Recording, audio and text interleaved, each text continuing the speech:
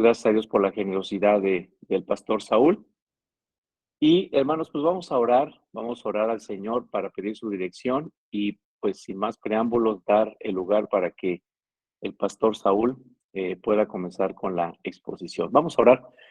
Padre, te damos gracias en esta noche porque eres bueno, porque nos das la oportunidad de estar juntos para poder tener este tiempo de reflexión sobre los tiempos que estamos viviendo, la manera en que nosotros como cristianos, Señor, debemos pensar bajo ese principio bíblico que nos muestras en tu palabra de estar constantemente renovando nuestro entendimiento para que sea moldeado, Señor, por tu palabra. Dirige, Señor, a nuestro pastor Saúl para que él pueda, pues, tener palabras claras, certeras, que nos ayuden, Padre, a poder entender mejor este tema y a poder saber cuál es el gran desafío que tenemos por delante y la tarea también que como cristianos tenemos. Gracias por la generosidad del pastor, por la respuesta de todos los hermanos que están ingresando a esta sala y a esta conferencia. Y que, Señor, pues todo redunde para la gloria de tu nombre y extendimiento de tu reino. Ponemos este tiempo en tus manos, suplicando tu bendición y la guianza de tu Santo Espíritu. En Cristo Jesús. Amén. Pastor Saúl, muchas gracias y pues le cedemos el micrófono. Sí, muchas gracias, Pastor Fernando. Gracias por la invitación y también a todos los que están presentes. Dios les bendiga. Esperemos que este momento de charla o conferencia pueda ser un medio de instrucción para cada uno de nosotros que buscamos tratar de responder bíblicamente a los desafíos actuales. Y bueno, estamos ante una situación que quizás no estaríamos hablando ahora de este fenómeno si no estuviera en boga en la actualidad. Y el tratar de analizar este fenómeno es no solamente interesante, es necesario, creo yo, y al mismo tiempo con sus propias complejidades y la sensibilidad que esto mismo tiene, puesto que como cristianos tenemos que basar nuestra reflexión a la luz de las Escrituras. Ese es un parámetro que tenemos los cristianos que considerar. El parámetro para evaluar la realidad tiene que ser las Escrituras. Ella debe moldear nuestro pensamiento, debe la Biblia crear nuestra visión de la vida, porque no podemos nosotros identificar el error o la mentira si primero no identificamos la verdad. Tenemos que conocer la verdad. Y claro está que en este ejercicio de análisis de este fenómeno como es el feminismo, tenemos que hacerlo a la luz de las Escrituras. En su totalidad, la Biblia va a orientar nuestro pensamiento para poder a llegarnos a un determinado movimiento, fenómeno como es el feminismo, para poder a la luz de las Escrituras tratar de entender esta situación, su visión, sus bases, incluso los movimientos muy particulares, y que a través de esta plática vamos a tratar de desentrañar o tratar de ver el fondo de este movimiento, porque no sería muy correcto solamente hablar de las ramificaciones, sino de las bases ideológicas, teóricas o filosóficas que están incluso debajo de este movimiento.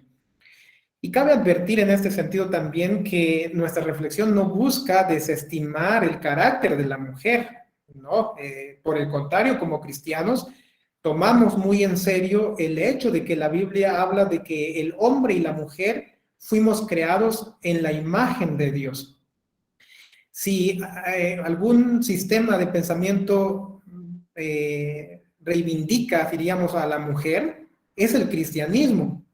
Ahora, cuando se habla del tema del feminismo, pareciera ser que en apariencia el movimiento feminista procura dar una reivindicación a la mujer, pero cuando analizamos realmente sus raíces, y es lo que vamos a ver el día de hoy, nos vamos a dar cuenta que lejos de colocar a la mujer en un estado de dignidad, como debe ser mirada, se le rebaja a un objeto o cae a la mujer en un reduccionismo, y vamos a ver a la luz de esta exposición cómo esto es posible.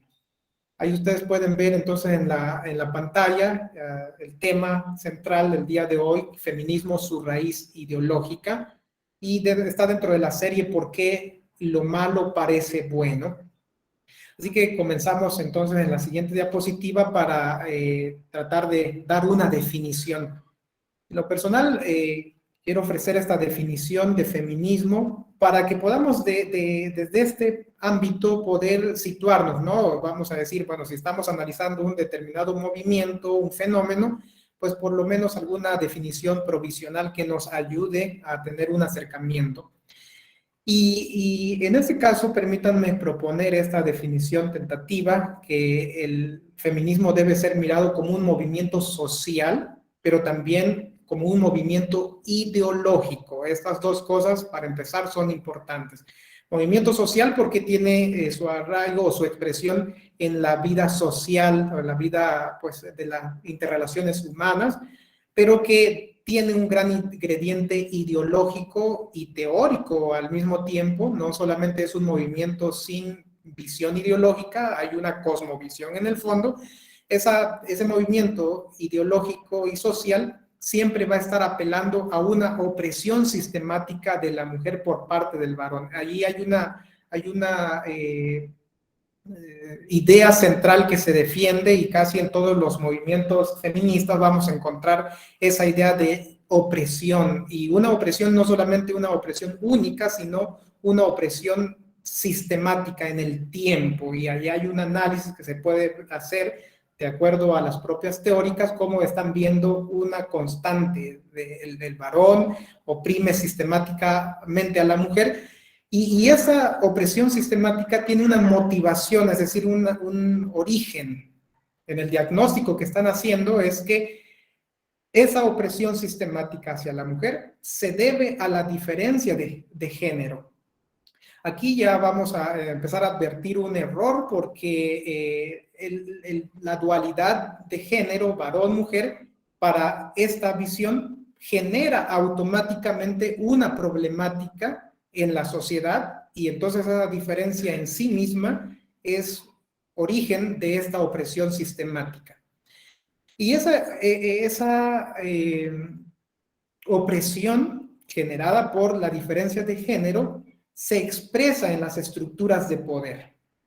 Las estructuras de poder, considerado en este caso como la familia, el Estado, la Iglesia, entre otras estructuras hegemónicas o el status quo de la sociedad, que se institucionaliza, es decir, esa forma de opresión no solamente se da de forma desarticulada, sino que se posiciona en el desarrollo cultural y está colocado en las estructuras de poder propiamente dicho. Y por lo mismo, entonces, este movimiento social e ideológico busca concientizar a la mujer de esa realidad. Pongo allí realidad entre comillas, puesto que esa es su realidad muy subjetiva, en ese estado de opresión sistemática, y que el feminismo trata de dar conciencia a la mujer. Muchas mujeres no advierten de esa opresión, entonces primero tienen que ser concientizadas para posteriormente ser empoderadas a través de dos cosas que puedo mencionar. Uno es la movilización social en todas sus ramificaciones o expresiones, y a través de la incidencia política. No necesariamente que tengan que ser políticos o políticas, sino más bien impactar en la estructura jurídica o del Estado. Entonces allí tenemos esta definición general que creo reúne algunos elementos necesarios para poder analizar este fenómeno en concreto. En la siguiente diapositiva podemos nosotros estar viendo parte de los movimientos o tipos más bien de feminismo, porque no es un solo feminismo. Si cayéramos en esa idea de tener un solo feminismo, estaríamos analizando muy cortamente ese fenómeno, sino que el feminismo tiene varias expresiones o ramificaciones.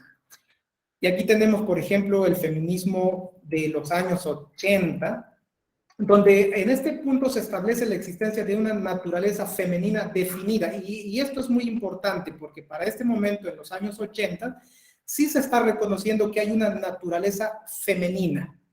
Y eso es bueno resaltar. porque ya vamos a ver posteriormente que esa idea no es propiamente del feminismo contemporáneo, es todo lo contrario, no hay una naturaleza definida del ser mujer, ¿no? Pero en ese momento, en los años 80, sí se tiene esa idea de un feminismo con una naturaleza definida, donde la mujer está definida ya sea por su condición biológica, por la sexualidad o por la procreación, incluso por las diferencias sexuales que culturales que se interiorizan en la mujer. Y entonces sí observan una parte de opresión de parte del hombre, pero la opresión se genera cuando el varón niega esa naturaleza femenina. Es decir, la negación de parte del hombre de esa naturaleza femenina produce opresión para ellos. Lo que entonces significa que para cambiar esta situación hay que puntualizar el carácter o la definición femenina paralelamente a la definición masculina. Hay una cultura masculina, hay que postular una cultura femenina que esté a la par de la identidad del varón, ¿no? En este caso, la identidad de las mujeres. Pero bueno, allí podemos ver este primer feminismo en los años 80, su expresión fuertemente en Estados Unidos, en particular. Pero llegamos a un feminismo de género. Esta parte es diferente, porque el feminismo de género arguye que la violencia es causada por la diferencia de género. Aquí les decía hace un momento en la parte introductoria que hay un diagnóstico y es importante entender los diagnósticos, porque si no tenemos un buen diagnóstico de un determinado fenómeno, las soluciones que demos a esa situación van a estar mal encaminadas. Si usted va al médico y su médico no le hace un buen diagnóstico, le va a dar propiamente un medicamento que no sea el apropiado. En este caso, la visión del feminismo de género está estableciendo que hay una problemática, hay violencia, y la causa de esa violencia es la diferencia de género. En este caso, la violencia de género se refiere a los actos dañinos, como dice una teórica aquí, dirigidos contra una persona o grupo de personas en razón de su género. Tiene su origen en la desigualdad de género, el abuso de poder y la existencia de normas patriarcales dañinas. Allí podemos nosotros ver cómo dentro de la comprensión de este tipo de feminismo, entonces está diciendo el origen de la opresión o la violencia es la diferencia de género. Si nosotros somos honestos y lo evaluamos a la luz de las escrituras, la diferencia de géneros per se o en sí mismo no es causa de eso. Porque si adoptáramos esa posición, estaríamos diciendo que Dios, quien nos creó varón y mujer, creó un mundo defectuoso. De entrada ya estaríamos nosotros asumiendo que Dios ha creado defectuosamente esa diferenciación de varón y mujer. Entonces no podemos encontrar nosotros el origen del problema en la diferencia de géneros. No es allí. Tenemos que rastrear aún más para encontrar la verdadera problemática, ¿no? En este caso. Existe otro tipo de feminismo y es el feminismo de la igualdad, donde hombre y mujer no tienen, o bueno, en este caso se trata de borrar toda clase de diferencia que existe entre hombre y mujer.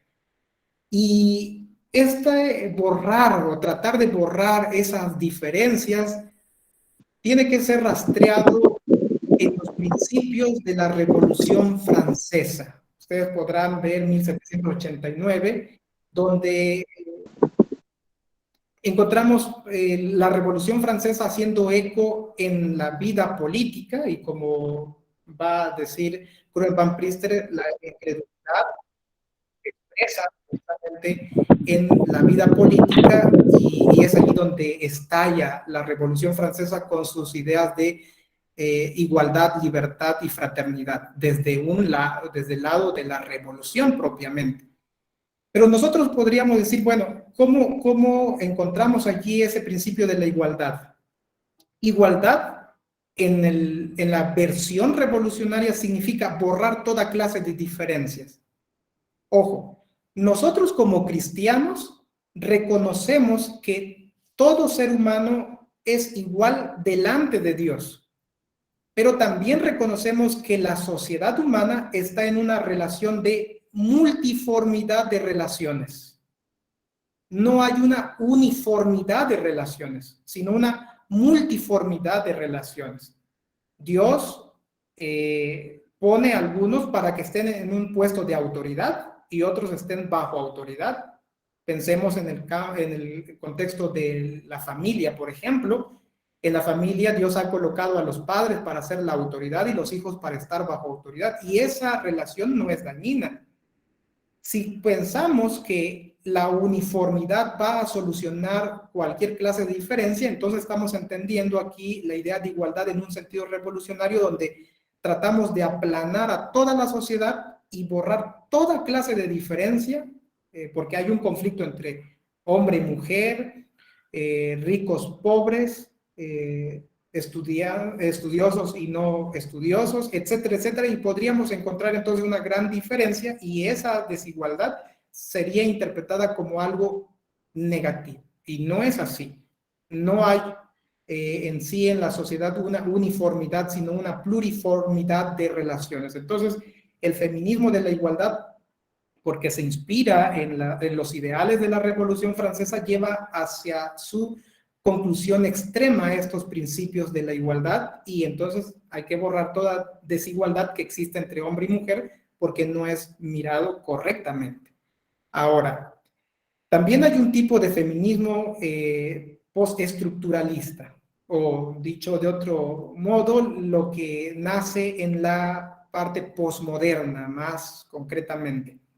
En este caso, se relativizan las categorías de hombre y mujer, es decir, a diferencia del feminismo de los años 80, en este caso el feminismo postestructuralista ya no hay una identidad de la mujer definida, sino que se considera que cada categoría es normativa y excluyente al mismo tiempo. Es decir, no hay una identidad general del ser mujer. Solo quedan experiencias personales y subjetivas de cada mujer. Es decir, no hay un tronco común que defina a las mujeres en general, sino que en esta visión, la mujer de manera individual encuentra su propia identidad, aislado de un conjunto amplio. En otras palabras, lo que se diría aquí es que no hay una identidad que podamos nosotros decir mujer. Eso no existe. Nos estamos dando cuenta cómo bajo esta visión la mujer empieza a desaparecer porque ya no hay una identidad única. Es decir, bueno, entonces ¿dónde quedaría el hecho de que Dios ha creado al varón y también ha creado a la mujer como obra de Dios? Ya no existe en esta visión postestructuralista y lo vamos a ver un poquito más adelante por la idea del deconstruccionismo, que esto está fuertemente impulsando esta visión. Pero también se tiene el feminismo pro aborto o abortista, porque bajo esta versión, las mujeres que están dentro de esta categoría van a apelar a la autodeterminación de la mujer. ¿Qué es eso? Esa idea de autodeterminación viene de la filosofía del siglo XVII, XVIII y XIX. Toda la visión de la modernidad. En la modernidad, el hombre vino a ser el centro y medida de todas las cosas. Europa podemos ver cómo fue impactada por esta visión racionalista fuertemente, donde el hombre era el árbitro de su propio destino, y entonces el hombre se autodetermina. Y esto lo podemos ver en la filosofía idealista, por ejemplo, en Alemania, cómo tuvo su impacto y allí fuertemente el racionalismo estuvo pues causando estragos. Yo creo que en la parte que hablemos del aborto vamos a profundizar un poquito más en relación a esta parte, pero las feministas pro aborto están cayendo en esa misma idea de la autodeterminación, donde yo, mujer, soy libre, autónoma y nadie puede limitar mi soberanía absoluta. Ya no hay una idea de responsabilidad o de estar bajo ciertas restricciones legales porque el ser humano se considera como irrestricto en todas sus relaciones. Y hay un feminismo más que es más local, podría considerarse como el feminismo latinoamericano. Y en este caso, recordemos que el feminismo en su expresión total abreva en gran medida de la visión posmoderna, y la visión posmoderna prácticamente sectoriza la verdad, es decir, la verdad ya no depende de lo que Dios dice o revela, sino más bien la verdad es construida por los minigrupos. Los grupos pequeños pueden tener la verdad. Y entonces, como alguno ha dicho, se tribaliza la realidad. Los grupos se asocian y esos grupos tienen su propia verdad. Así que el feminismo latinoamericano trata de repensar a la mujer a partir de Latinoamérica. Es como esta es una versión muy semejante a la idea de la teología de la liberación. La teología de la liberación es prácticamente una teología latinoamericana, ¿no? Hay que hacer teología desde nuestro propio lugar como si el hecho de ser hecho en Latinoamérica por sí mismo es verdad, ¿no? Entonces, en este caso, la identidad de la mujer se debería repensar y reconstruir a partir de Latinoamérica. Ahí hay una crítica que se puede hacer a este fenómeno. De manera general, entonces, podemos ver este tipo de, o estos tipos de feminismos considerados en esta lámina. Muy bien, continuamos con la siguiente diapositiva y aquí vamos a tratar de ir un poco más a los fundamentos teóricos e ideológicos que impulsan al feminismo en sí. Porque recordemos, los movimientos en general no son movimientos sin cabeza. Siempre hay teóricas o teóricos detrás. Siempre hay un tanque ideológico o una fuente ideológica en la cual los pensadores abrevan, teorizan y esa teoría se aterriza en la vida concreta en las acciones de una determinada sociedad. Así que si queremos nosotros ser honestos y evaluar en sí el fenómeno del feminismo, tenemos que tratar de rastrear sus fundamentos teóricos e ideológicos. Bueno, en la siguiente diapositiva ya tenemos parte de eso. Uno de los fundamentos que puedo advertir en este caso es la idea de que todo se reduce a la historia. Todo es definido por la historia. Y esa idea es la idea del historicismo. Es una palabra un poco técnica, pero propiamente significa que la historia nos engendra y nos da a luz. Todo se va a reducir a la historia. Y resulta entonces que cuando una persona es historicista, piensa de esta forma, no puede ver que hay verdad fija en el mundo, sino que todo es cambiante. Porque la historia prácticamente, o el desarrollo cultural, empieza a notarse que hay progresos en el desarrollo de la cultura. Por ejemplo, lo que hoy es innovador, el día de mañana va a ser algo del pasado. Y lo que fue algo o es algo del pasado en este momento, el día de ayer fue una innovación y siempre estamos mejorando la situación de vida o estamos cambiando. Y es que el ser humano, de acuerdo al libro de Génesis, es un ser cultural. Recuerden que en el Génesis 1, 26, 27, 28, Dios colocó al ser humano en la creación para desarrollar la creación. Entonces tiene un poder cultural, es decir, tiene la capacidad de transformar la cultura, de modelar sus instituciones, crear organizaciones o diversas clases de relaciones. El ser humano también tiene esa dinámica de ser un agente cultural que transforma el mundo. El problema es cuando empezamos a analizar toda la realidad por ese lado de la historia. Y entonces todo es cambiante. Por lo tanto, ya no hay una verdad fija. ya no hay un conocimiento de las ordenanzas de Dios que son fijas, que sujetan a la creación, y entonces la mujer como tal, bajo esta visión, y eso se ve ya más adelante, lo vamos a estar viendo, la mujer viene a ser una construcción cultural. Recuerden que en la visión del feminismo postestructuralista ya no hay una identidad del ser mujer. Si se dice la mujer, van a decir, pues es que no hay una base, una plataforma que diga que algo o alguien es mujer. No existe la mujer como tal. La mujer viene a ser engendrada y dada a luz por la cultura. En otras palabras, la cultura nos crea.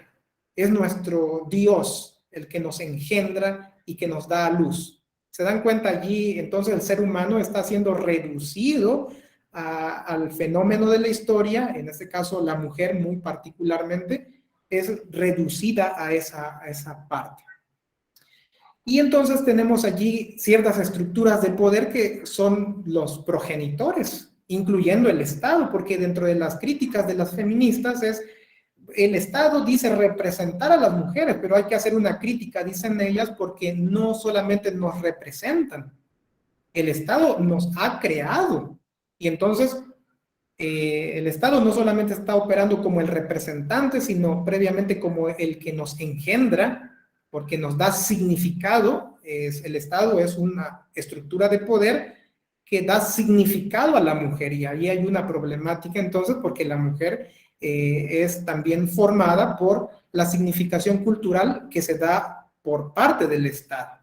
Y entonces, como conclusión, la mujer queda presa en el reduccionismo o en una clase de reduccionismo, reducido o reducida en este caso a la historia.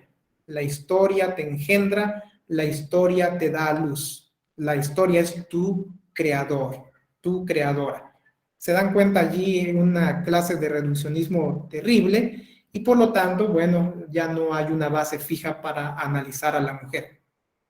Si en el inicio se buscó analizar a la mujer para lograr su reivindicación, pues nos preguntamos qué reivindicación va a tener si la mujer como tal ha desaparecido, ¿no? En este punto ya.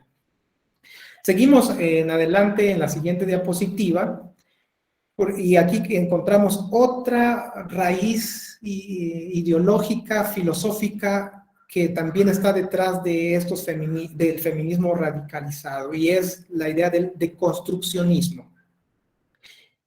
Los literatos, lingüistas, pueden reconocer un poco más esta palabra, porque la deconstrucción es una propuesta que da Jacques Derrida, pero lo utiliza en la parte de la lingüística.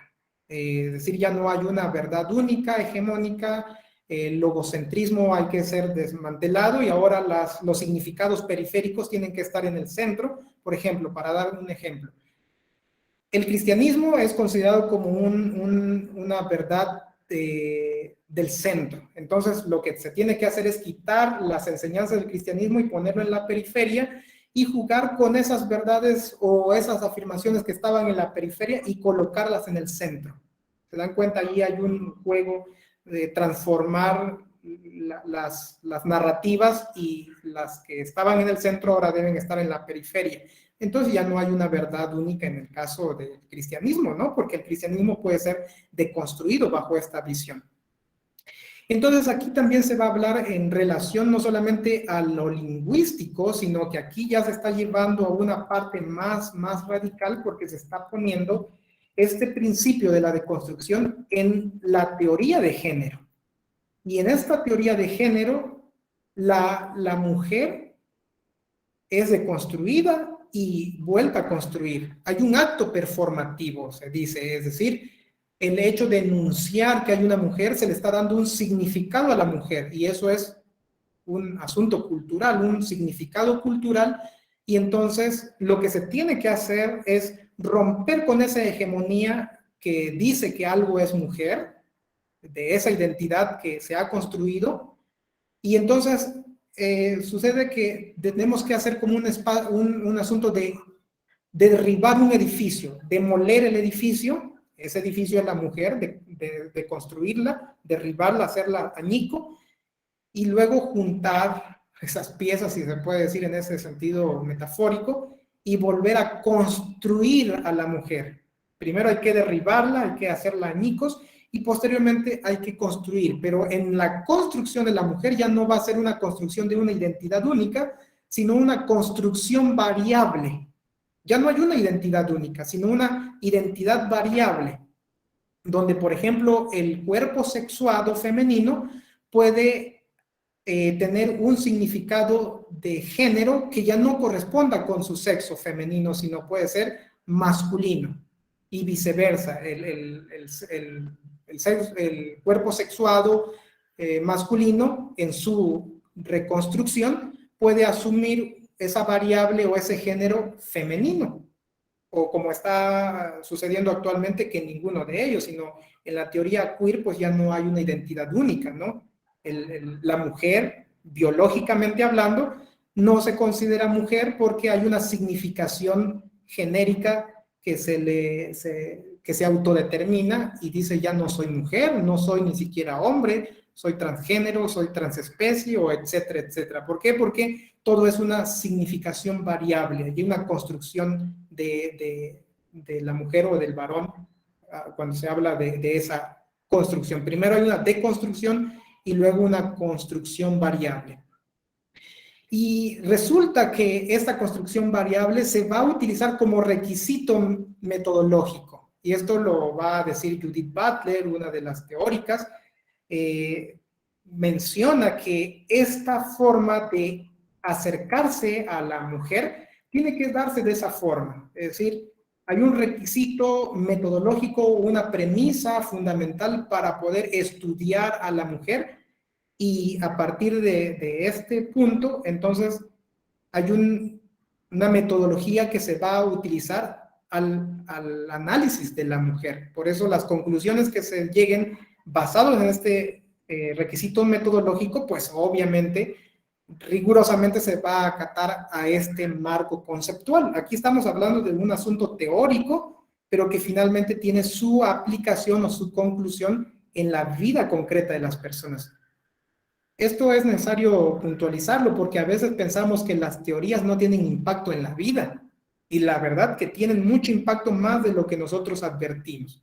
Muchas veces no estamos conscientes de cuánto impacto tiene una teoría en la vida concreta de las personas, en su vida ordinaria. En este caso, pues el fenómeno o el movimiento feminista pues está abrevando de todas estas visiones teóricas y filosóficas. Entonces tenemos aquí dos cosas. Continuamos en la siguiente diapositiva para poder también ver este otro asunto. Les decía hace un momento que la Revolución Francesa fue un movimiento que estalló en Francia, y muchos admiran la Revolución Francesa como pues, un momento histórico bueno, ¿no?, para la vida de la humanidad en general, porque no solo tuvo impacto en Francia, sino ha impactado al mundo entero, y ha impactado muchísimo, porque ha impactado en la política, en la educación, en las artes, en la literatura, etcétera, etcétera. La Revolución Francesa fue un movimiento que terminó por transformar o darle una dirección a Occidente, al mundo occidental. Y dentro de los postulados que la Revolución Francesa tenía, la base es esta: el hombre es autónomo, es ley para sí mismo. El hombre no tiene que depender de Dios, sino de su razón y de los avances científicos y tecnológicos. Ese momento se vio con mucho optimismo porque el ser humano se definía a sí mismo. El hombre, en este punto humanista, prácticamente tenía la capacidad, a través de la ciencia y la tecnología, de establecer su propio paraíso terrenal. No necesitábamos a Dios, sino al hombre en el centro de todas las cosas. Y se postularon algunos principios. Dentro de estos está la idea de libertad, de igualdad y fraternidad. A partir de ahí nacen otras ideas, como el contrato social de Rousseau, entre otras partes que van impactando a la vida política, donde el soberano es el magistrado, o en su caso la soberanía radica en el pueblo. Viene precisamente de esta idea revolucionaria. Pensemos en la idea de libertad. La libertad se consideró en esta versión revolucionaria como una libertad de un hombre soberano, es decir, una libertad sin límites. Imagínate tú si estás abrevando esta idea de libertad sin límites. Tarde o temprano esto va a causar problemas en la sociedad, porque yo, Saúl Rodríguez, voy a decir, yo tengo una libertad ilimitada. Y resulta que alguien más, aquí veo a Carlos Septién, va a decir Carlos Septién, yo también tengo una libertad ilimitada. Lo mismo van a decir cada uno de ustedes. Bueno, ¿dónde termina mi libertad? ¿Realmente tengo una libertad ilimitada? ¿Soy un soberano absoluto? No. Mi libertad no puede traspasar el ámbito de una libertad limitada que tiene la otra persona. Porque entonces, bajo la ficción de una libertad absoluta, puedo decir, bueno, puedo asumir que esa cosa que mi prójimo tiene me pertenece. Yo soy libre de decidir que es mío. Yo soy libre de expresarme de la forma que quiera sin consecuencia alguna. Yo soy libre de hacer lo que quiera porque no hay algo que me limite. Y si alguien me limita, problemas. Porque yo tengo una libertad ilimitada. Y esto se traduce en una problemática en la sociedad. Otro de los principios es la idea de igualdad. La igualdad borra toda clase de diferencia, donde se procura tener una sociedad uniforme. Esa pluriformidad en las relaciones que Dios ha dado bendiciones, algunos dones, talentos a unos, y hay una diferenciación, no se va a ver de forma positiva bajo esta idea de la igualdad. No solamente va a haber una idea de igualdad en cuanto a salarios, trabajo, y no está mal que la mujer y hombre ganen igual, es un trabajo igual, eso está bien, pero llevado a su extremo es lo que está pasando ahora. Se trata de borrar incluso los datos biológicos, fisiológicos, para tratar de igualar incluso en la estructura corporal al hombre y a la mujer.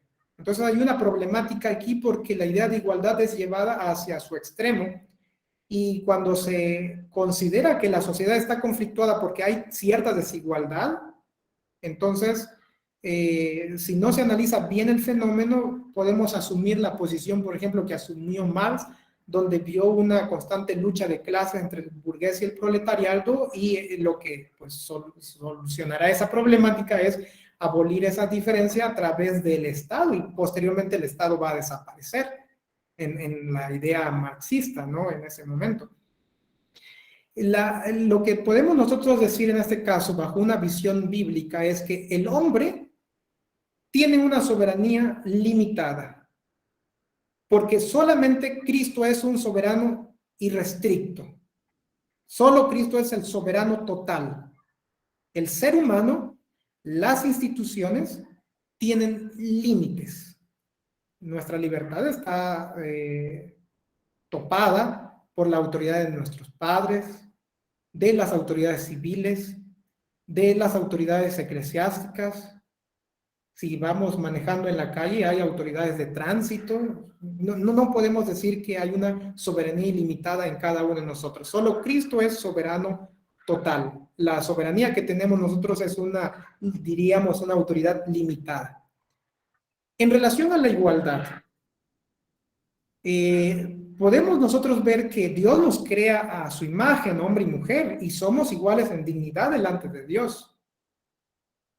Pero eso no borra la diferencia de dones y capacidades y de la diferencia estructural en el cuerpo humano que Dios mismo ha querido dar a la humanidad. Porque el Espíritu Santo es el que ha repartido dones. Y hay quienes van a tener dones para la administración económica y pueden tener más habilidades para hacer dinero, digamos, y hay ricos y hay pobres. Las potencialidades en la creación están allí, pero cómo son utilizadas, pues varía, depende del don que Dios, el Espíritu Santo, haya dado a cada uno.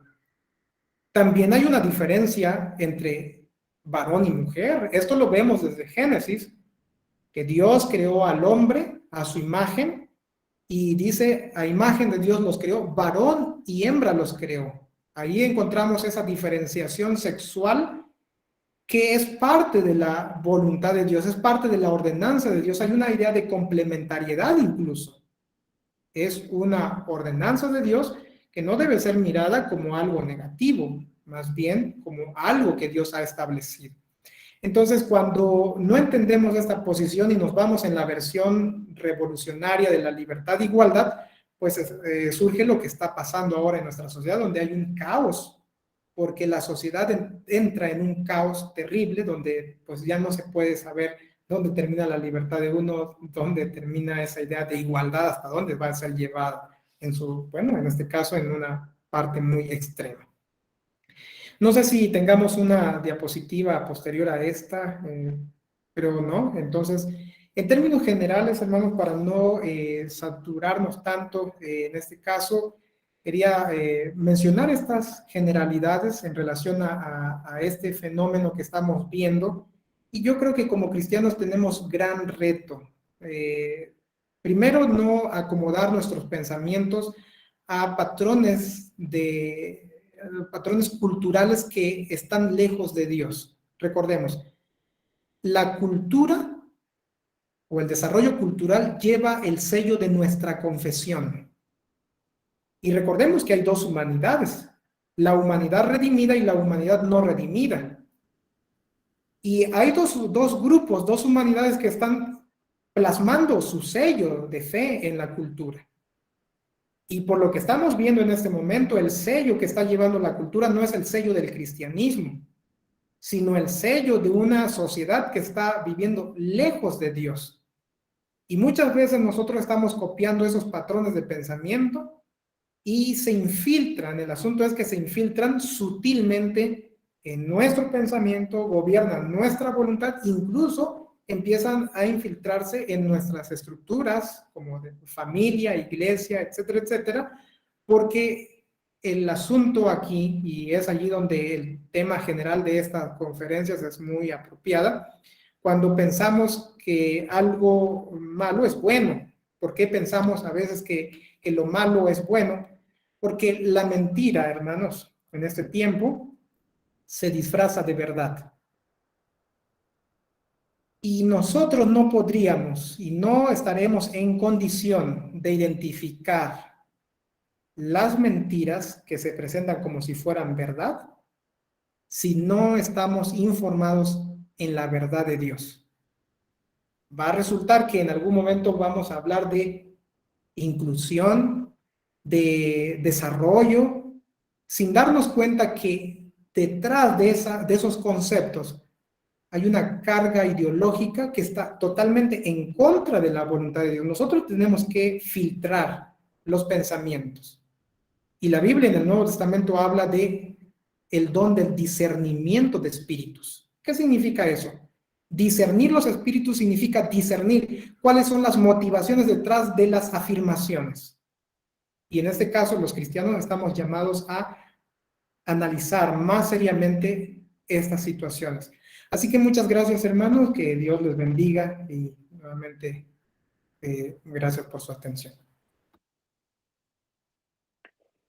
Gracias, pastor. No cabe duda que no es un tema, digamos, monolítico, ¿no? Sino es un tema que tiene muchas ramificaciones y realmente gracias a Dios por su vida y por el esfuerzo que hace para ayudarnos a entenderlo pues desde diferentes ángulos, ¿no? Porque no hay un feminismo, sino que es realmente un movimiento que tiene muchas maneras de verse, ¿no? Y de hecho, dentro de las mismas feministas, eh, ellas mismas tienen diversas maneras de ver su feminismo, ¿no? Hermanos, no sé si hay alguna pregunta que quisieran hacer al pastor respecto a la exposición, alguna duda que haya quedado, algún comentario que quieran compartir. Tenemos unos minutos para este fin. No sé si alguno de ustedes quisiera preguntar algo. Adelante, Abraham. Buenas noches. Buenas noches. Primero que nada, Saúl, me encantó, excelente, muy padre la exposición, muy estructurada, muy padre. Algo que mencionaste y me llamó muchísimo la atención por el hecho de que el feminismo ha entrado en unos casos sutilmente, en otros de golpe, a la iglesia. eh, Nos ha impregnado de alguna forma y se ve, pero lo que mencionaste, qué tan importante es el saber, el tenerlo claro, de que Dios no iba a crear una relación hombre-mujer dañada o defectuosa, ¿no? Cómo Dios en su sabiduría nos creó de esa manera para un propósito. Y eso se me hace clave para poderlo entender y no dejar pues que se impregne la iglesia con ese tipo de ideologías, en este caso pues del feminismo, ¿no? Ese era únicamente mi comentario. Agradezco la exposición. Sí, porque nuestra identidad, para empezar, nuestra identidad está en Dios. Ese es el origen. La Biblia comienza así. Dios nos crea al hombre y a la mujer. Y no crea Dios al hombre y a la mujer en un conflicto, sino que los crea en una idea de complementariedad. Y esto también es muy importante.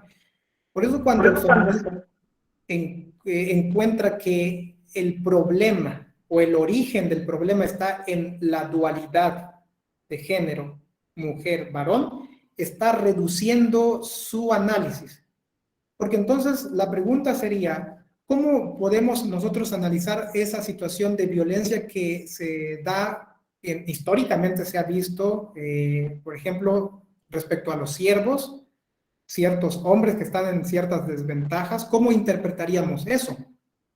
Hay un autor en la ciudad antigua de Foster de Coulanges, quien está hablando de cómo la configuración de la sociedad griega estuvo estratificada, y nosotros sabemos que estuvo estratificada, y estuvo estratificada en razón de su deidad, porque tenían una divinidad de los ancestros se convertían en dioses, y posteriormente ya en la configuración de la ciudad-estado en las polis griegas, se tenía también esa idea de esas divinidades que eran ya divinidades más amplificadas, y los que no pertenecían a esa rama de ese tronco familiar estaban en una posición inferior.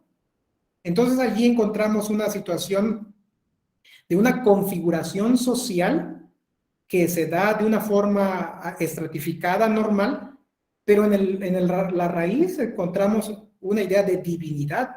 En el caso del cristiano no tenemos ese problema, porque Dios es único y Él ha colocado al hombre y a la mujer ambos en su imagen. Y eso tendríamos que regresar a Génesis. A imagen de Dios los creó, varón y hembra los creó. Tanto varón y mujer fuimos creados en la imagen de Dios. Por lo tanto, ambos como representantes de Dios en la creación. Yo creo que no podemos tragarnos la idea del feminismo para decir, bueno, hay que defender a la mujer. Por eso decía en el inicio, si un sistema de pensamiento ha defendido a las mujeres, ha sido el cristianismo. El feminismo no está logrando defender o reivindicar, como dicen, a la mujer. Por el contrario, está desmenuzando su significado. Y yo creo que esa no es la solución. Muchas gracias. Gracias. Muchas gracias, Abraham. Saludos allá hasta Podaca, Nuevo León. Claro, parte. ¿Alguien más, hermanos, quiere compartir algo? ¿Alguna pregunta, algún comentario?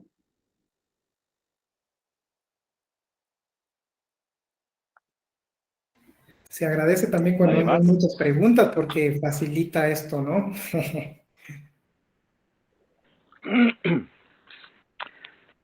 Elizabeth Mena tiene una pregunta.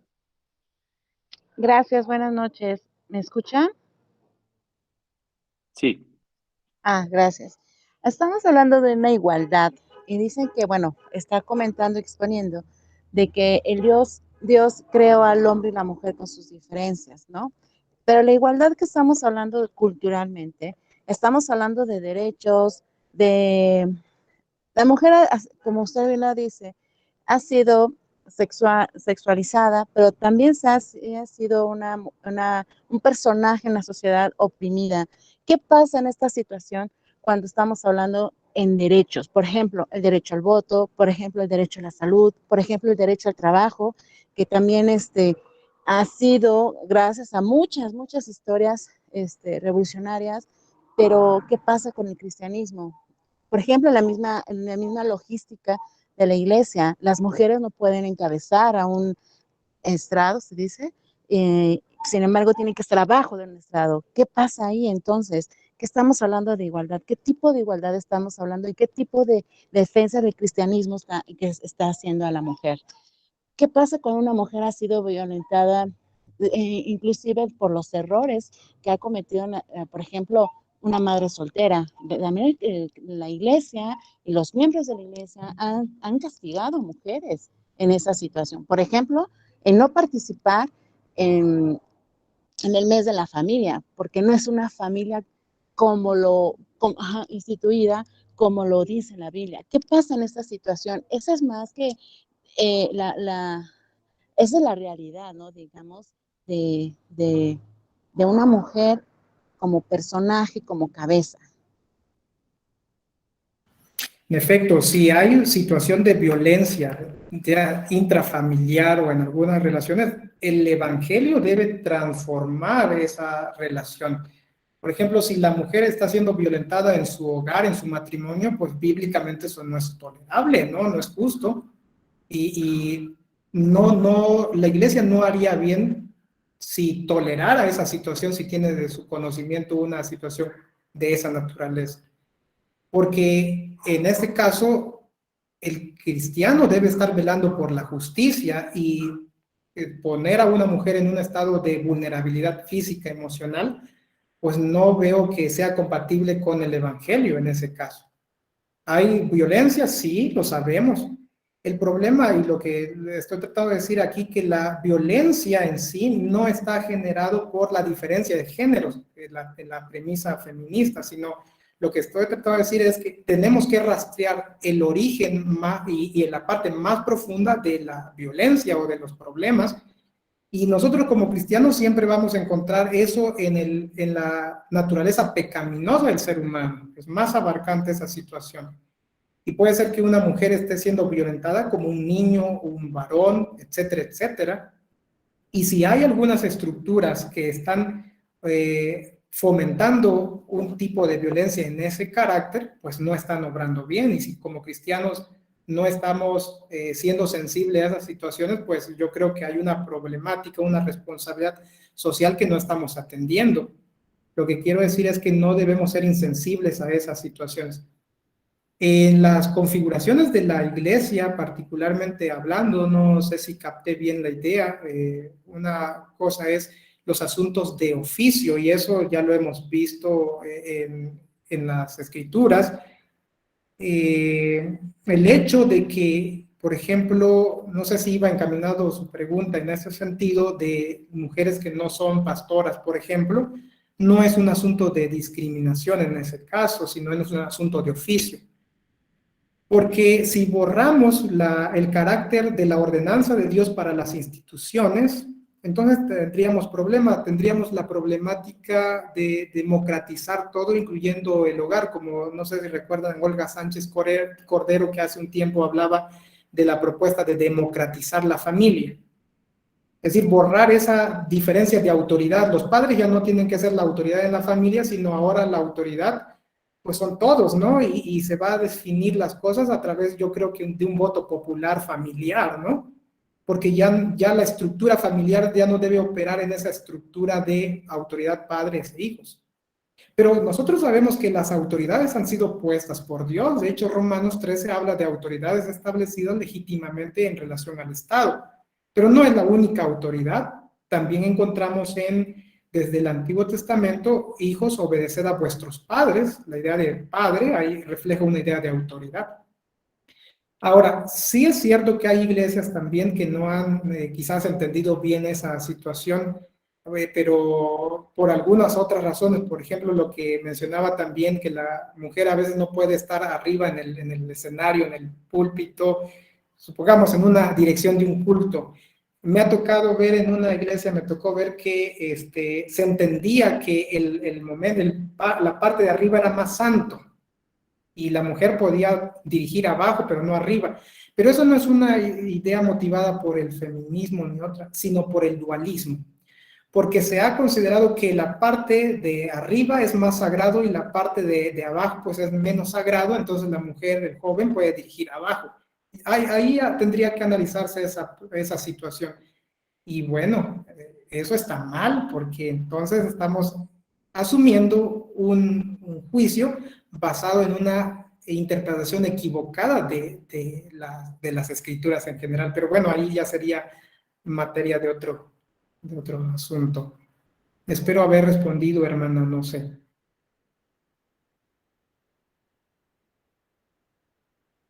Gracias, pastor.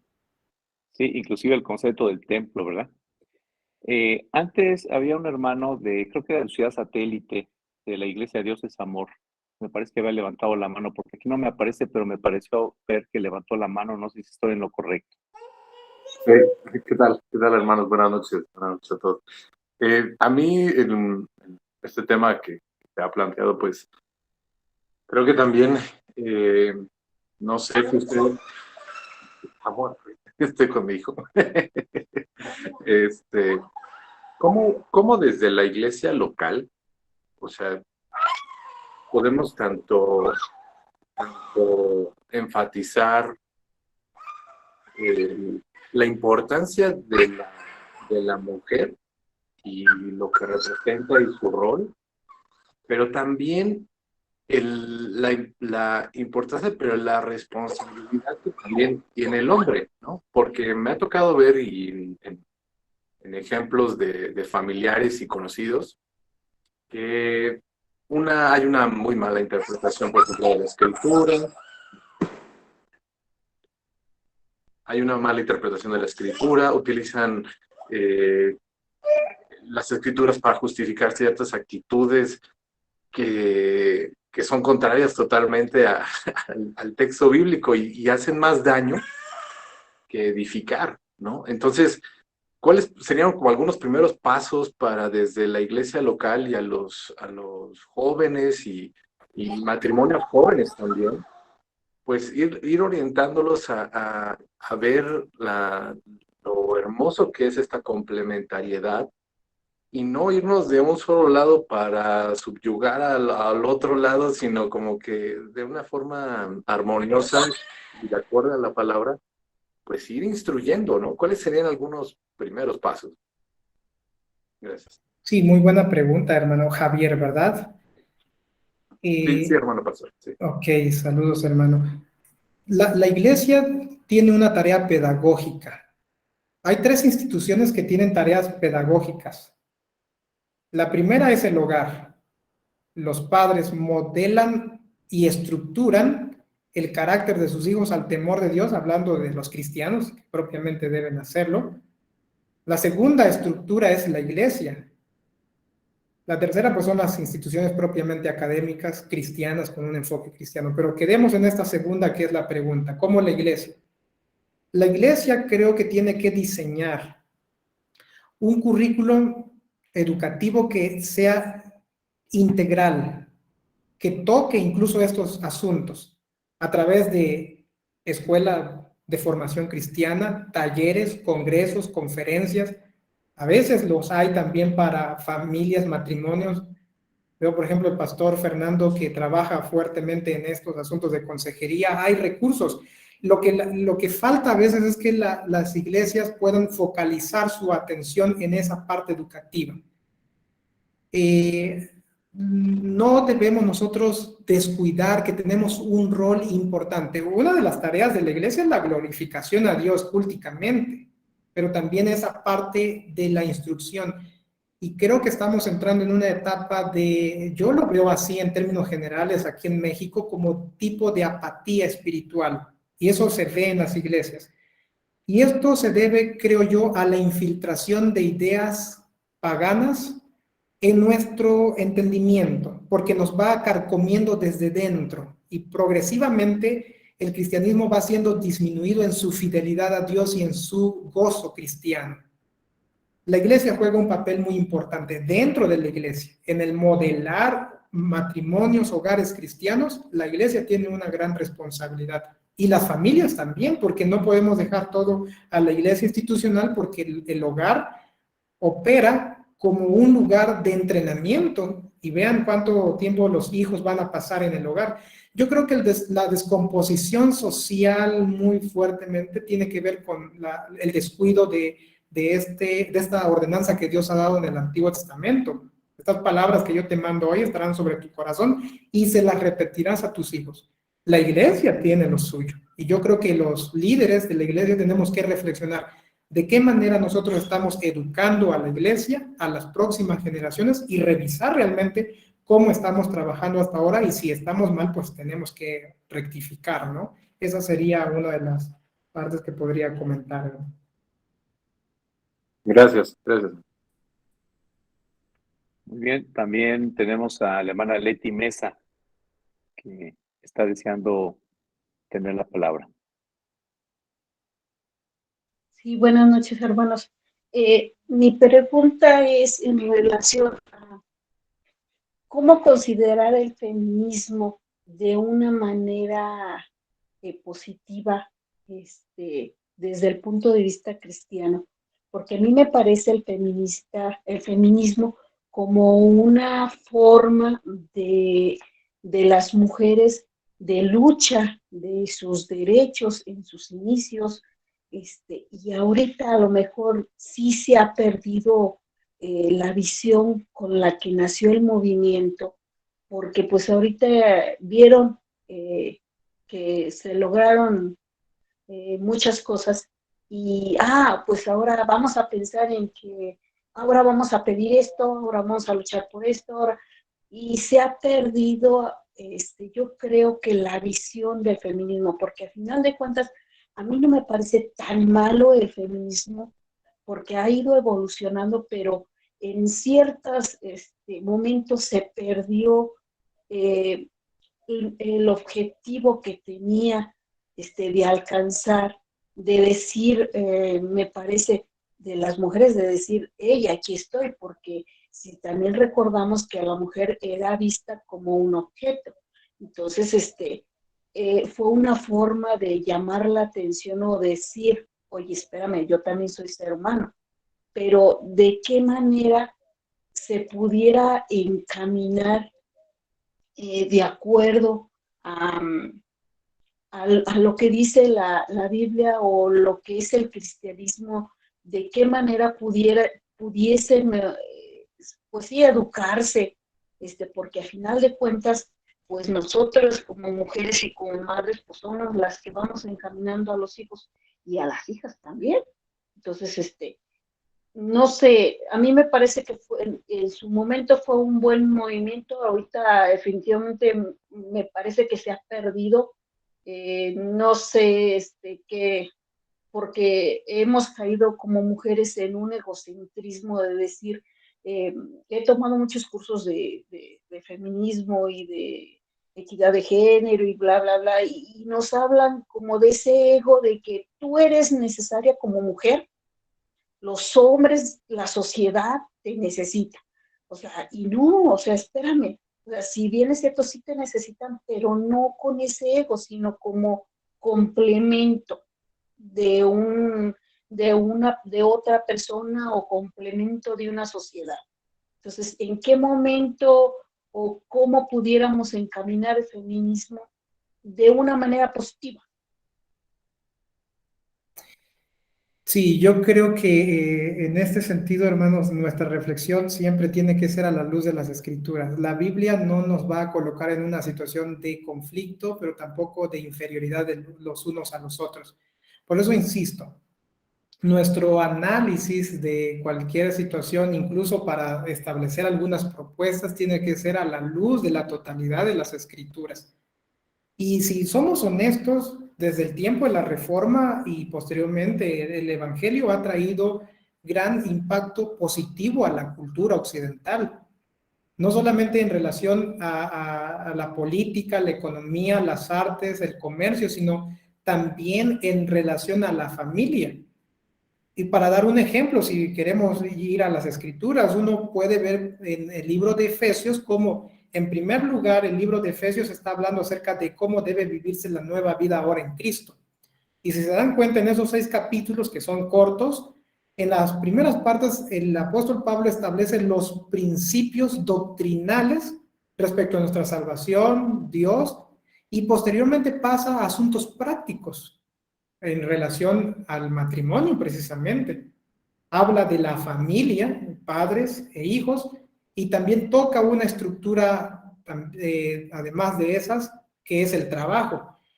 Allí encontramos ejemplos de cómo el apóstol Pablo, después de entender el evangelio en su carácter integral, lo lleva a la praxis, a la práctica cristiana. Nosotros tenemos que hacer lo mismo. El hecho de estar hablando del feminismo, tenemos que considerar que sí, tenemos que advertir algunas cosas positivas. Preguntaba, pues yo veo una de las cosas positivas, si queremos mencionarlo así, el hecho de ver una problemática, porque sí, en efecto hay una problemática, violencia o una situación de egoísmo, pero el problema es que diagnostica mal. Sí hay una problemática, hay mujeres que son violentadas, lamentablemente. Eso es terrible, no es bueno. El problema es cuando se diagnostica que el origen de esa violencia está en la diferencia de sexos. ¿Por qué? La solución es colocar en conflicto hombre y mujer, y eso no va a traer solución. La Biblia no va a hablar de un conflicto, sino de una redención. Y el cristiano no habla de revolución, porque las transformaciones en la sociedad no se da a través de la revolución, sino a través de la reforma. Reforma Dios nuestro corazón, y a su vez el evangelio debe reformar nuestras múltiples relaciones.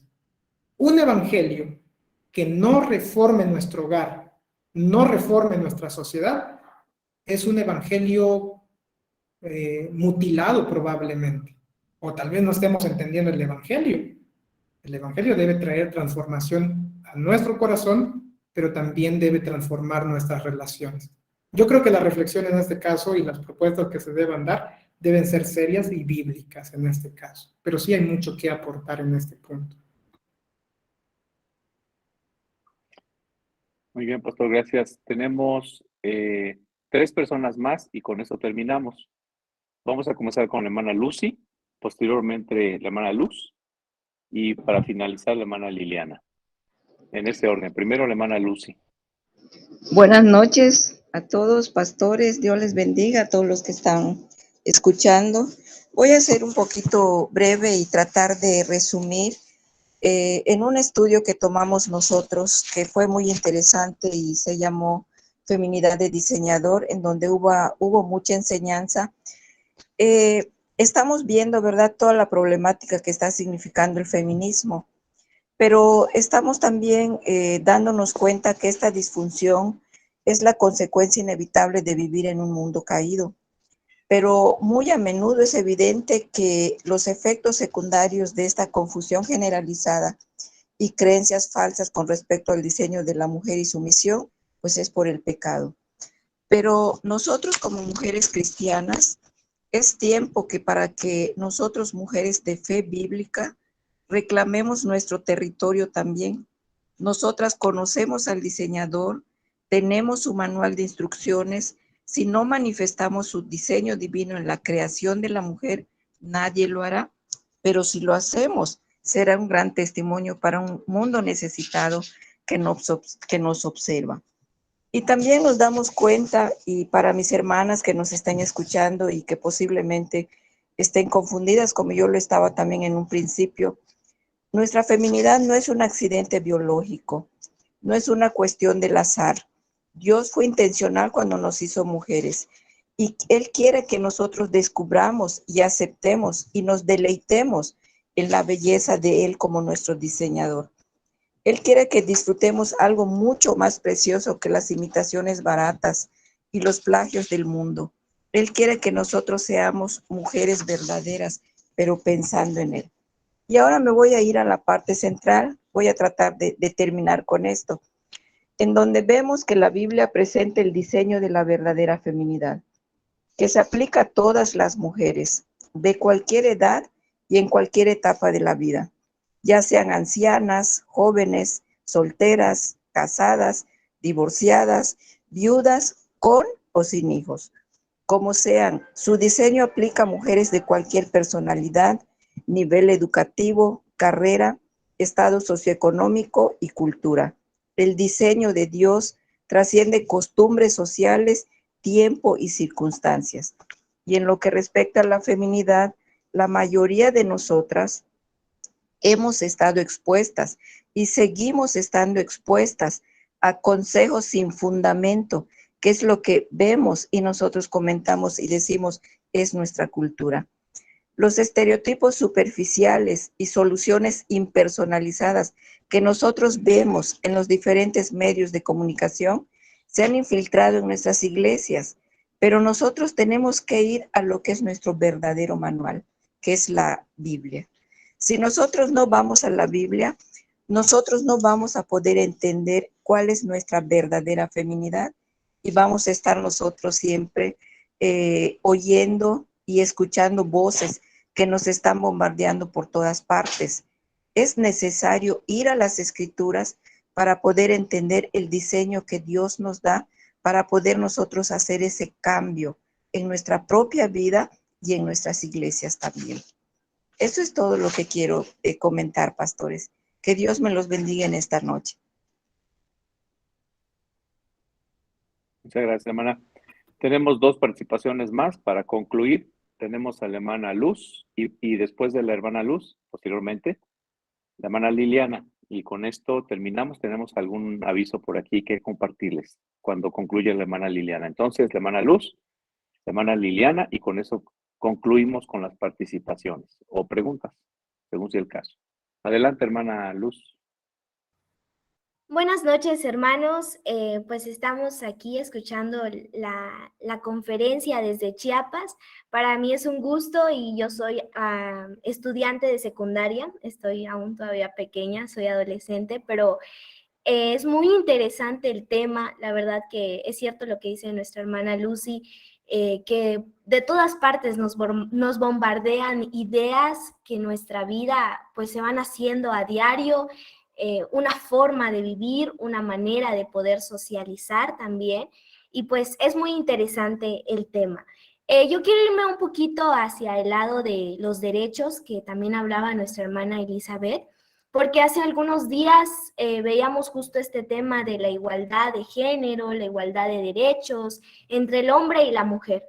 Veíamos que el voto, por ejemplo, aunque hoy en día ya es un derecho que tenemos nosotras las mujeres, que es un derecho libre, que nosotras podemos votar sin que nadie nos diga cómo y cuándo, pues muchas veces también es priorizado por el hombre, por nuestros padres o por nuestros mismos esposos. Eso decía la maestra, que muchas veces el voto es controlado por el esposo, por el novio, por el papá, que muchas veces siendo, no sé, tal vez un poquito individualista, pueden decir, ¿sabes qué? Vas a votar por tal persona o te vas a ir con tal persona políticamente, ¿no? Leía yo la Biblia y decía en Efesios 5, 22 al 23 que las mujeres deben someterse a sus esposos, pero realmente ¿cuál es la posición que tiene la mujer ante esto? Porque si nuestro derecho de votar es libremente, pero en las escrituras vemos que debemos someternos a nuestros esposos, ¿qué posición tenemos nosotras como mujeres? Al menos a mí me quedó la duda porque yo preguntaba con mi papá, realmente yo no tengo esposo, aún estoy muy pequeña, pero me quedaba la duda, decir, bueno, ¿le hago caso al esposo? ¿Le hago caso a las escrituras donde nos dice que debemos someternos? ¿O realmente ejerzo mi voto derecho, libre, laico, como queremos llamarlo, de forma libre? O sea, es una gran pregunta y yéndonos hacia los derechos. Y también la pregunta que hacía nuestra hermana Elizabeth acerca de las madres solteras.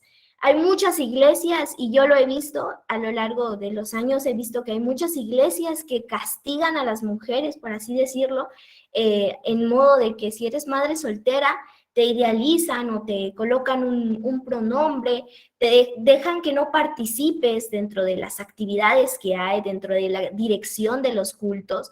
Entonces, ¿qué pasa? Porque realmente estamos ayudando o estamos quitando la oportunidad a que nuestra hermana se anime. Pues la verdad es muy interesante el tema. Escucho varias preguntas y me emociono, de verdad que es una alegría para mí poder estar estudiando de este tema y espero que nuestro Dios les bendiga. Saludos, Luz, Dios te bendiga también. Y respecto a la primera pregunta, yo creo que pues tenemos que ver que la Biblia sí habla de sometimiento a nuestras autoridades, en el caso de la mujer casada o de esposos. Pero recordemos también que ninguna autoridad humana tiene una autoridad ilimitada. Cuando hay una demanda de algo que va en contra de la voluntad de Dios o que entra en conflicto con otra autoridad y sobre todo a la voluntad de Dios, toda autoridad tiene límites.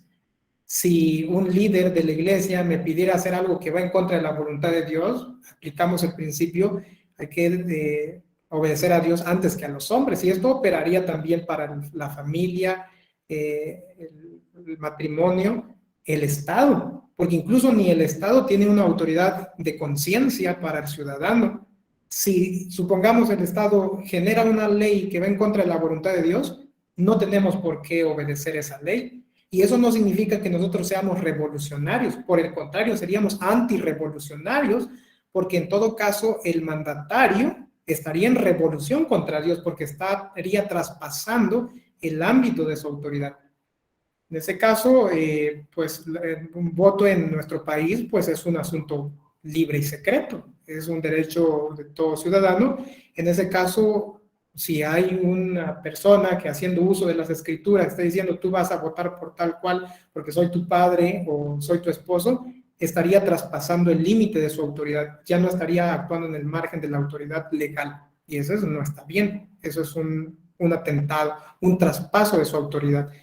Nada más para responder eso. Ahora, tocante a estigmatización, sí, lamentablemente yo creo que las iglesias, por el hecho de callar, no discutir estos asuntos, no ha tenido una perspectiva de cómo tratar esta situación, porque las iglesias también han caído en una situación de no entender el fenómeno y tratar de aislar algunos asuntos que bien podría ayudar más que relegar a las personas. Por ejemplo, pensemos, ¿qué haría una iglesia si un homosexual llega a nuestra iglesia? La iglesia tendría que adoptar, obvio no significa adoptar que participe y todo, pero sí darle el evangelio, mostrarle el amor cristiano, porque esa persona necesita del evangelio y nosotros estamos allí para ser canal de bendición.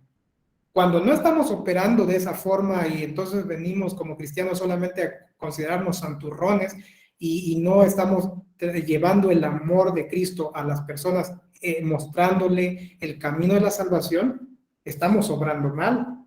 Y allí como iglesia tendríamos que reflexionar cuál es el criterio que tenemos, cómo estamos respondiendo a una situación concreta, en el caso de hermanas que tienen hijos siendo solteras.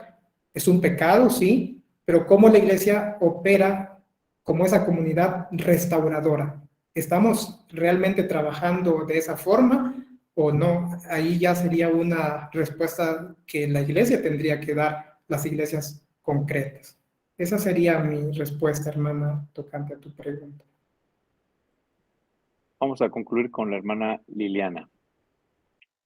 Sí, buenas noches, hermanos. Bastante interesante el tema. Quiero hablar algo de manera personal. Yo no me considero una persona feminista.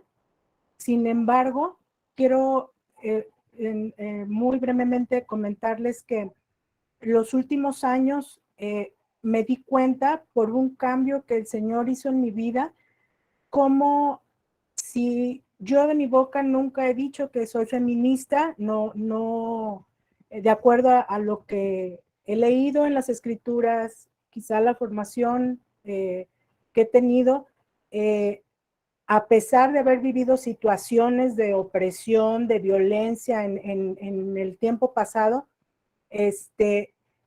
Dios me ha mostrado cómo sin yo decir que lo era, muchas de mis acciones decían que lo era, ¿no? Por mi necedad, quizá, hablo de manera particular, sin entrar en detalle de ciertas situaciones muy específicas,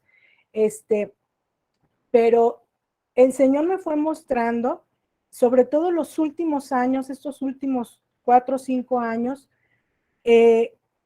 cómo aun cuando somos cristianos y decimos conocer mucho de la palabra, quizá mucha doctrina, pero nos falta el evangelio, ¿sí? Muchas veces nos falta practicar el evangelio genuinamente. De verdad, practicar el evangelio es humillarse completamente ante todo eso que con lo cual nos sentimos afectadas, es perdonar, es algo no fácil, pero es posible porque somos del Señor, esa es nuestra identidad.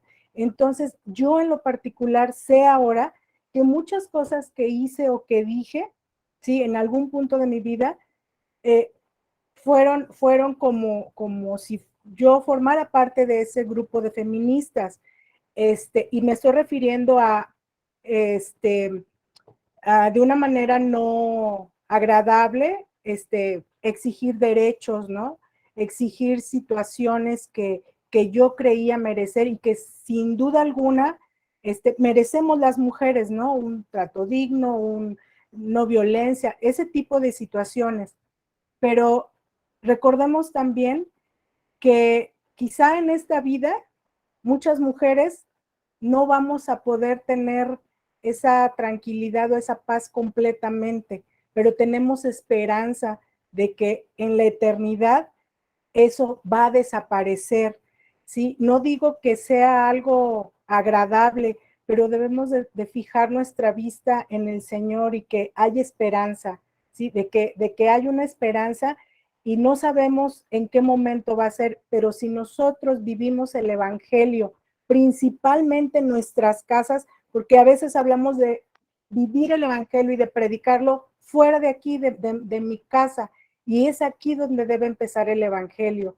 Una vez que lo empezamos aquí, entonces todos los que viven en esta casa donde se predica y se vive el evangelio, cuando vayamos afuera, las circunstancias que sea que tengamos no van a alterar esa paz y ese conocimiento y esa manera de vivir que tenemos, porque entonces nuestra vida va a ser de acuerdo a una cosmovisión cristiana. Donde quiera que vayamos, entonces vamos a reflejar al Señor y entonces tendremos respuesta para todas esas cosas que ahorita quizá no alcanzamos a entender ni a comprender.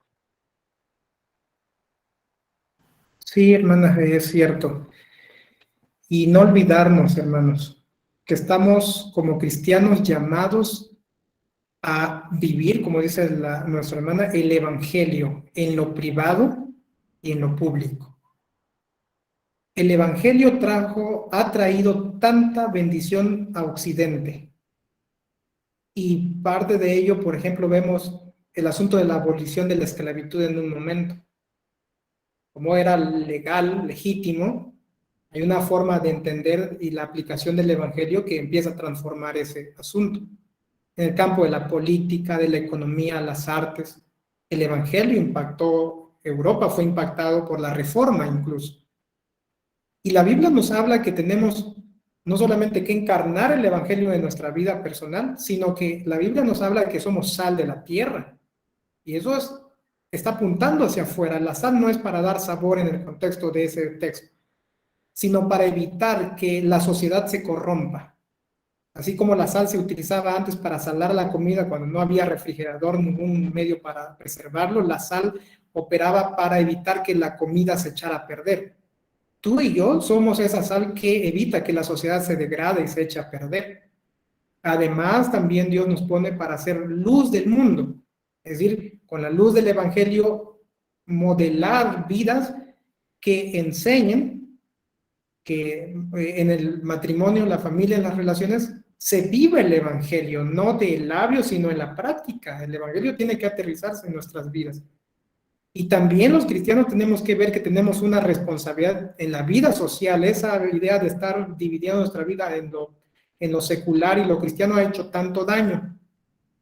¿Dónde están ahora nuestros cristianos políticos legislando, incidiendo en la política? No hay, porque se ha considerado que esos campos son mundanos. El cristiano con una mentalidad cristiana, y si Dios lo llama a ese campo, debe ser un canal de bendición allí, pero también en las diversas estructuras que Dios pone a la iglesia. Yo creo que el trabajo del cristiano es amplio y por eso digo, tenemos que analizar y vivir de acuerdo a la ordenanza de Dios, y cuando lo hacemos, pues tenemos un campo abierto de bendición, porque vivimos en este mundo, recordemos, para la gloria de Dios. Para eso fuimos creados. Muchas gracias, hermanos, que Dios les bendiga, hermanos, hermanas, la gracia del Señor sea con ustedes. Gracias, pastor. Tenemos un aviso rápidamente. Queremos invitarles. Marcos, ¿nos puedes apoyar en la presentación de este póster? Vamos a comenzar en la Facultad de Estudios Ministeriales el cuarto cuatrimestre de Consejería Bíblica. Y este cuarto cuatrimestre tiene que ver con consejería aplicada. Entonces, algunos módulos o algunas secciones de este cuarto cuatrimestre los vamos a abrir al público por el interés que creo pueden despertar en muchas iglesias para maestros de escuela dominical, padres de familia, etcétera. Vamos a tener en mayo 18, que es miércoles a las 8 de la noche, mayo 18, 25 y 1 de junio, esos son 3 miércoles a las 8 de la noche. Vamos a tener 3 temas sobre consejería infantil. ¿Cómo brindar consejería infantil, ¿no? ¿Cómo aconsejar a un niño? Entonces, la hermana que va a compartir esto es una persona muy versada en el tema, que es la maestra Delia Celis. Bueno, entonces les animamos a que por favor pues, los que estén interesados, bueno, disculpen, aquí el póster que le mandé a Marcos fue uno anterior. Los informes son conmigo, Fernando Galvez, y les voy a poner 99 92 33 09 30. Luego ponen mi número telefónico aquí en el chat, que es el 99 92 33 09 32. Pueden ustedes comunicarse con un servidor. Yo les voy a dar el número de cuenta de la facultad donde ustedes depositan los 150 pesos que están cobrando, que es algo sumamente, realmente nada, bueno, algo representativo nada más. Y van a ustedes tener acceso a estos 3 temas sobre consejería infantil. Gracias, Marcos. Entonces, informes con un servidor, Fernando Galvez, al teléfono 99 92 33 09 32.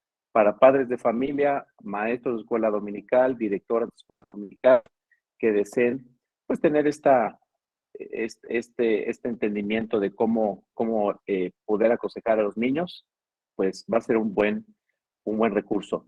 Y terminamos con recomendaciones. Hay un hermano que estaba pidiendo recomendaciones de libros. Aquí la hermana Silvia Polanco, la esposa del pastor Saúl, recomienda Verdad Total, un super librazo, y Ama tu Cuerpo, de la doctora Nancy Pearcey. Son libros muy buenos. Yo en lo personal les recomiendo Discipulando a las Naciones, que les va a dar 3 cosmovisiones básicas y les va a conducir mucho respecto a tener un entendimiento general sobre cosmovisión en esos 3 aspectos. Está muy bueno ese libro, Discipulando a las Naciones, de Darrow Miller. Es un muy buen libro. No sé, Pastor Saúl, si hay algún otro libro que usted quiera recomendar, algún otro pastor sobre este tema, que hay un hermano que está solicitando y probablemente algunos estén, pues, pensando en algún libro o algún material que les pueda ayudar en este tema. No sé si tengan alguna otra recomendación aparte de los que se han dado. Ok, sí, de la misma autora Camacho, que se había mencionado, de Nancy Pearcey, me pareció muy bueno un libro que yo creo que Silvia recuerda este título, se me va en este momento ese libro en particular. El hallazgo de la verdad. Hallazgo de la verdad. Creo que es muy introductorio también y se puede considerar como una lectura. Y generalmente, pues no sé en qué temática va encaminada la pregunta, pero hay un libro que me ha ayudado para entender la visión occidental.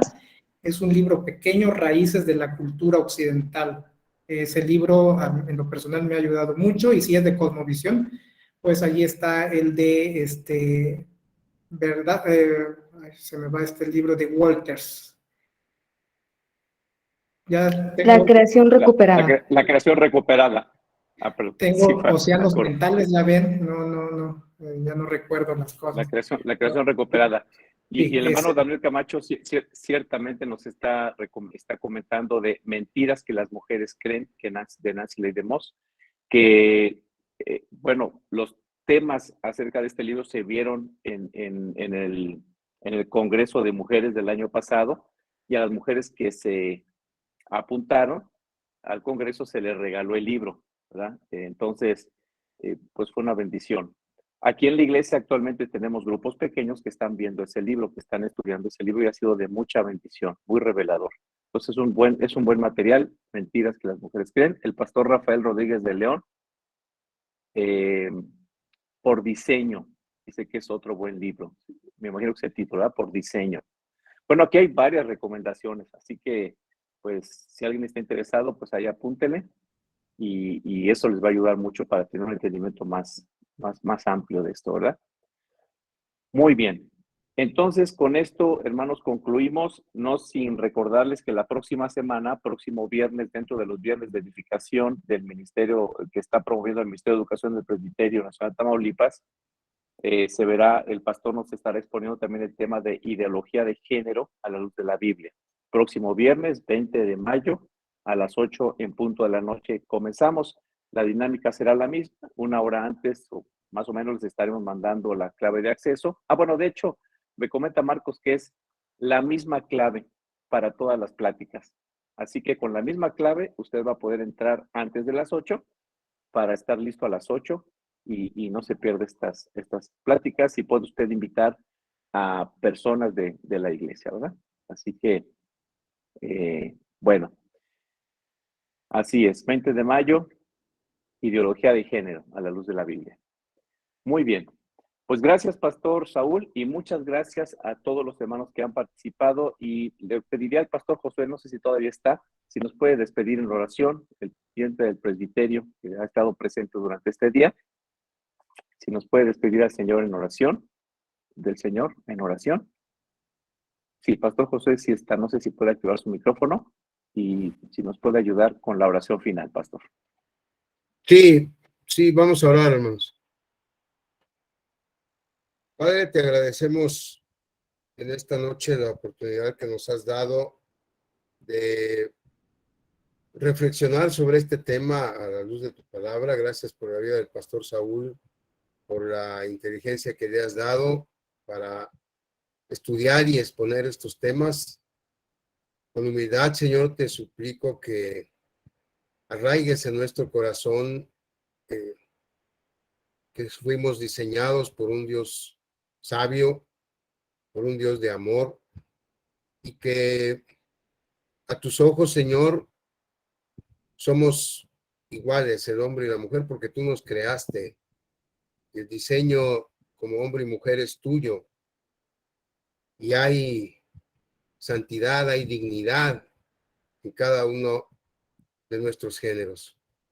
Ayúdanos a amarnos, a respetarnos y a compartir el evangelio, Señor, unos con otros.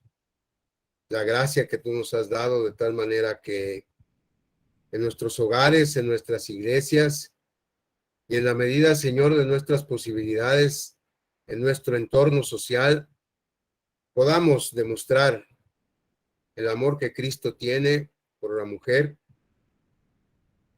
que lo llevó a dar su vida por ella, Señor, a redimirlas para formar parte de ese reino eterno en el que toda esta controversia y toda esta dificultad terminará, y seremos, Señor, felices, no por nuestros méritos, sino por tu gran amor.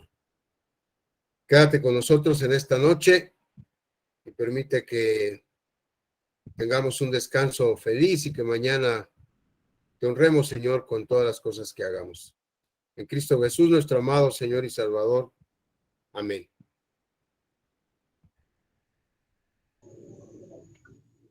Amén. Que el Señor les bendiga. Gracias, pastor. Muchas gracias, hermanos. Que el Señor les bendiga. Y Dios mediante nos vemos en 8 días. Descansen.